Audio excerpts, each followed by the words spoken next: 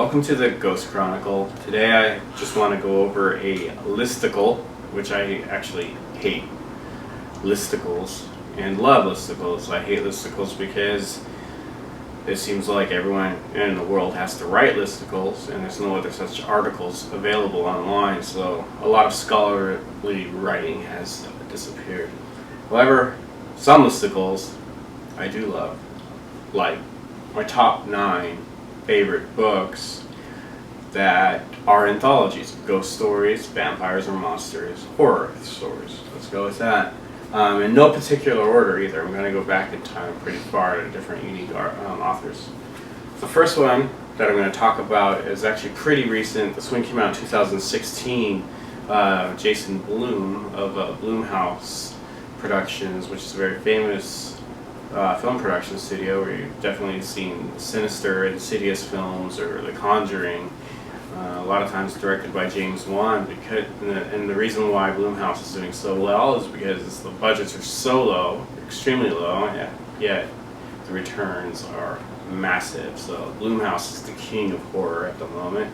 So what he did was he decided to ask a few of his directors and fellow writers that have worked on his films to contribute to an anthology with one rule: that it takes place in the city, this haunted city rather, this fictional place.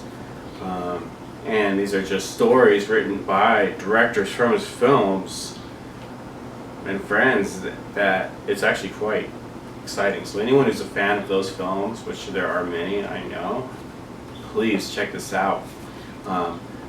Before I started, I should have said that I'm going to have a list after this where you can read a bit more about the book, and you can also link to a place to buy it. Another one, this one's a really cool one. This one's Roald Dahl's book of ghost stories. You know Roald Dahl from, of course, Charlie and the Chocolate Factory, Willy Wonka, as well as the Fantastic Mr. Fox and all that and such. 1983, actually. The first paperback edition was 1984. Roald Dahl did not like a lot of ghost stories, so it's kind of interesting that he was hired to do this. And I can't remember exactly who it is that hired him, but it's in here.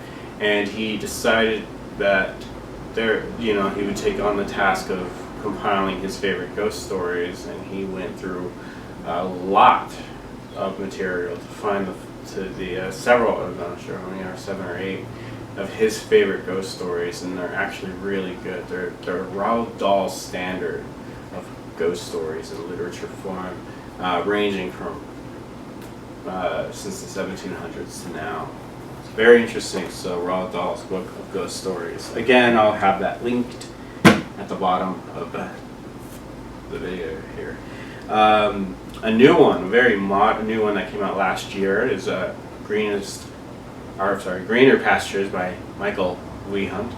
Well, Michael Wehunt is a new writer, and this is not a compilation, but it's a series of vignettes that connect to tell one tale of nightmares and horror. A very unique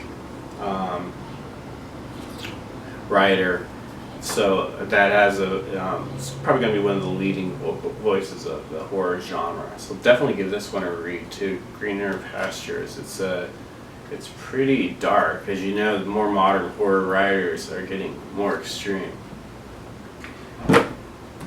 Another example of a modern horror writer that's just came out of nowhere is Matthew M. Bartlett with Creeping Waves. With Creeping Waves, we're talking about this place called Leeds, Massachusetts, and it's a radio show that is broadcast out of there. So all these little shorts are broadcasts from the radio station mixed with smaller anecdotes dealing with people who live in the real Leeds. This book actually leads you to Leeds in the Pioneer Valley, Massachusetts, it's very interesting. It's very disturbing, very fucked up, very cool. Definitely give this one a read. Anything with Matthew Bartlett, he's an up and coming writer. So it's another collection of short stories that came from his submissions to magazines, as well as stuff that he wrote for the book itself. So this one's actually an older one. This one was published in, I think it was 82 or 83,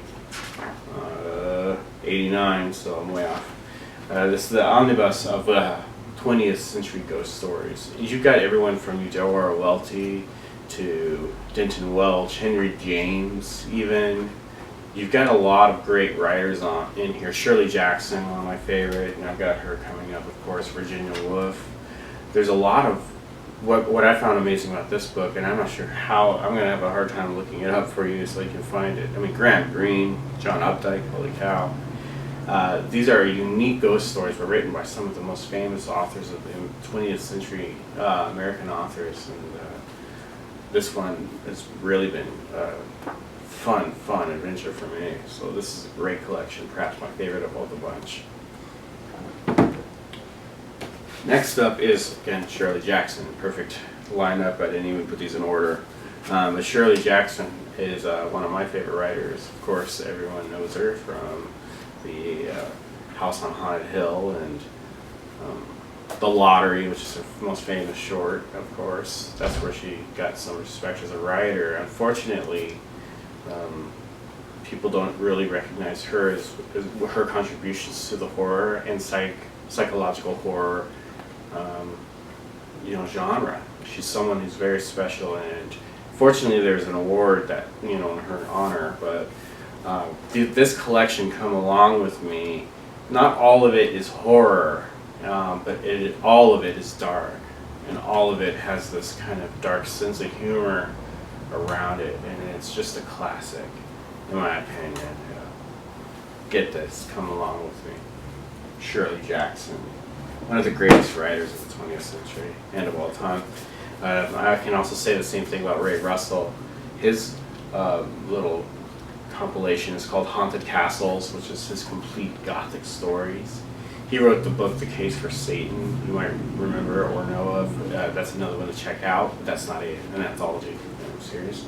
However, this is a very fun, dark read. This guy can really, it's a page turner. Ray Russell's probably, out of all these authors, the one that you can't put the book down until you're done. And he goes places very dark. So you might really love this one. I'm sure you will. Anyone who's a fan of Gothic horror and even body horror, Ray Russell can do it. He can pull it off. And he does. Very new, Occultation. I think this one actually, if not any, came out in 2016 or was published in 2017, because it's very new. And that is a lie, because I'm thinking about a different book. This was actually 2009. It's Occultation and Other Stories by Laird Barron, who is one of the, or perhaps the top writer in horror fiction right now. Winner of everything from the Lovecraft Award to the Shirley Jackson Award. He wrote the Imago, which is another compilation. However, I feel this one is superior. This is where more modern horror is going, and this would be a great way to sample for literature that involves where horror novels are going and are currently at, which I'm not going to get into because that would take me forever to cover my favorite horror novels. So I'm going to take a lot of time to figure out which ones they are. Going back in time again, Dracula's Brood. This one is quite interesting. One was just published, illustrated throughout. I'll show some illustrations on the site below the video. Published in 1987.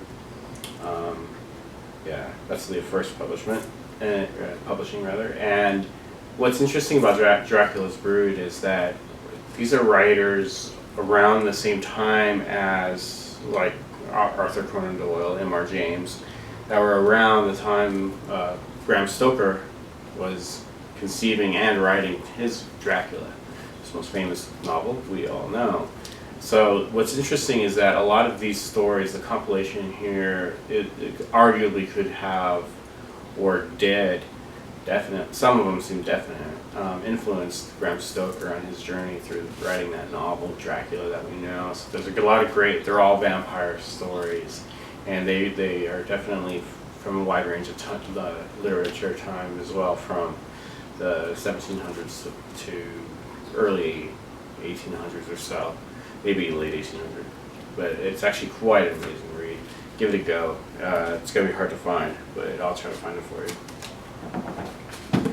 Last up is Algernon Blackwood, an author that a lot of people don't mention often in the horror genre. His name's kind of unknown, except for to the true horror fans, which is great. He wrote The Wendigo, which is one of the most bizarre horror books that I had read ever. But this is his anthology called The Empty House and Other Ghost Stories. Super cheap. I could definitely find this for you. It's giant print. It's hard to find his stuff in print that's published properly. I'm not even sure who the publisher's name is, but the binding is kind of cool. This came out rather recently, within the past few years, but the stories are excellent, so definitely give this one a read.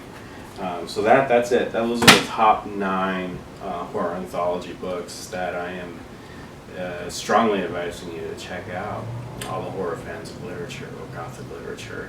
And again, I'll have the links below below this video, where you can click on them to go and buy them yourself, and also read a review. So thank you very much. See you next time.